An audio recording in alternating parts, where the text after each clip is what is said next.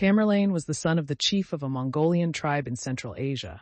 His real name was Timour, but as he was lamed in battle when a youth, he was generally called Timour the Lame, and this name was gradually changed to Tamerlane. He was born in 1333, so that he lived in the time of the English king, Edward III, when the Black Prince was winning his victories over the French. He was a descendant of a celebrated Tatar soldier, Genghis Khan, who conquered Persia, China, and other countries of Asia. When 24 years old, Tamerlane became the head of his tribe, and in a few years he made himself the leader of the whole Mongolian race. He was a tall, stern-looking man of great strength, and, although lame in his right leg, could ride a spirited horse at full gallop and do all the work of an active soldier. He was as brave as a lion, and as cruel. He chose the ancient city of Samarkand in Turkestan for his capital, and here he built a beautiful marble palace where he lived in the greatest luxury. After he had enjoyed for some time the honors which fell to him as chief ruler of the Mongolians, he began to desire further conquests. He determined to make himself master of all the countries of Central Asia. As there is but one God in heaven, he said, there ought to be but one ruler on the earth. So he gathered an immense army from all parts of his dominion, and for weeks his subjects were busy making preparations for war. At length he started for Persia in command of a splendid army. After gaining some brilliant victories, he forced the Persian king to flee from his capital. All the rich country belonging to Persia, from the Tigris to the Euphrates, submitted to the Mongolian conqueror. Tamerlane celebrated his Persian conquest by magnificent festivities, which continued for a week. Then orders were given to march into the great Tatar Empire of the north. Here Tamerlane was victorious over the principal chiefs and made them his vassals. In pursuing the Tatars, he entered Russia and sacked and burned some of the Russian cities.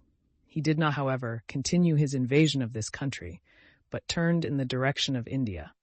At last, his army stood before the city of Delhi, and after a fierce assault forced it to surrender. Other cities of India were taken, and the authority of Tamerlane was established over a large extent of the country. Bajazet, Sultan of Turkey, now determined to stop Tamerlane's eastward march. News of this reached the conqueror's ears. Leaving India, he marched to meet the Sultan. Bajazet was a famous warrior. He was so rapid in his movements in war that he was called the Lightning. Tamerlane entered the Sultan's dominions and devastated them. He stormed Baghdad, and after capturing the place, killed thousands of the inhabitants. At length, the rivals and their armies faced each other. A great battle followed. It raged 4 or 5 hours, and then the Turks were totally defeated. Bajazet was captured. Tamerlane then ordered a great iron cage to be made and forced the Sultan to enter it. The prisoner was chained to the iron bars of the cage and was thus exhibited to the Mongol soldiers, who taunted him as he was carried along the lines. As the army marched from place to place, the Sultan in his cage was shown to the people. How long the fallen monarch had to bear this humiliating punishment is not known. Tamerlane's dominions now embraced a large part of Asia. He retired to his palace at Samarkand and for several weeks indulged in festivities. He could not, however, long be content away from the field of battle. So he made up his mind to invade the Empire of China.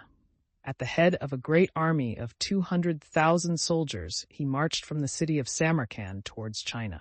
He had gone about 300 miles on the way when, in February 1405, he was taken sick and died. His army was disbanded, and all thought of invading China was given up. Thus passed away one of the greatest conquerors of the Middle Ages. He was a soldier of genius, but he cannot be called a truly great man. His vast empire speedily fell to pieces after his death. Since his day, there has been no leader like him in that part of Asia.